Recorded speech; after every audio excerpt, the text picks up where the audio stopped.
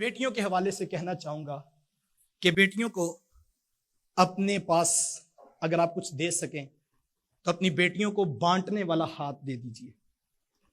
آپ اس بات پہ سروے کر لیں، آپ تاریخ اٹھا کے دیکھ لیں، آپ اپنے خاندان میں، اپنے معاشرے میں، اپنی برادری میں ان بیٹیوں کے گھر دیکھیں جن کے گھر آباد ہیں، جن کے سسرال والے اپنی بہو سے خوش ہیں، تو اس میں ایک چیز آپ کو ضرور ملے گی کہ بیٹی کا ہاتھ بانٹنے والا ہے، بیٹی کا دل بڑا ہے، وہ چیزوں کی بجائے لوگوں کو قدر دیتی ہے اور وہ اپنی چیزوں کو سنبھال کے نہیں رکھتی۔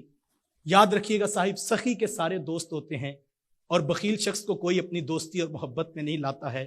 ہمارا مسئلہ یہ ہے کہ ہم نے ساری زندگی اپنی بیٹیوں کو یہ بتایا ہوتا ہے کہ چیزیں لے کر جا رہی ہے، بس یہ تیری ہیں اور کسی کے کام نہیں آنے چاہیے، جو میکے سے تجھے ملا ہے، اور وہ ساری زندگی جہیز کی چیزوں پر جو ہے وہ قابض بن کے بیٹھتی ہے۔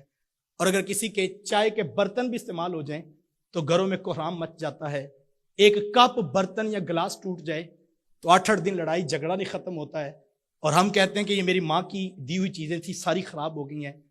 خدا را چیزوں کی بجائے اپنی اولادوں کو، اپنی بیٹیوں کو اسپیشلی، لوگوں کی قدر سکھائیے۔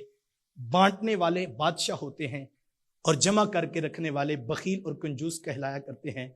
واصف علی رحمہ مجھے یہاں یاد آ رہے ہیں۔ واصف صاحب گلی سے گزر رہے تھے کہ ایک مانگت اور فقیر بیٹھا تھا، تو اسے کہا کہ تجھے بادشاہ نہ بنا دیں؟ تو فقیر کی آنکھوں میں چمک آ گئی کہ میں بھی بادشاہ بن سکتا ہوں۔ تو کہا حضرت میں بادشاہ بن سکتا ہوں؟ کہا 1 منٹ لگے گا، ہے پروگرام تو بتاؤ۔ اس نے کہا حضرت میں تیار ہوں۔ کہا کیا ہے تیرے پاس؟ اس نے جو 15-20 روپے دن کے اکٹھے کیے تھے، کہا حضرت یہ میرے پاس ہے۔ کہا جلدی سے بانٹ کے واپس آ جاؤ۔ تو وہ آیا تو کہنے لگا حضرت میں بادشاہ کب بنوں گا؟ تو واصف صاحب مسکرا پڑے، کہا تجھے پتہ ہی نہیں لگا، جو سب کچھ اس کے نام پر بانٹ دیتے ہیں وہی حقیقت میں بادشاہ ہوتے ہیں۔ حضور والا بیٹی کو بادشاہت سکھائیے، بیٹی کو کنجوس پن اور بخیلی نہ سکھائیے، بیٹی کو بانٹنے والا ہاتھ دے دیجئے، آپ کی بیٹی کا گھر آباد ہوگا۔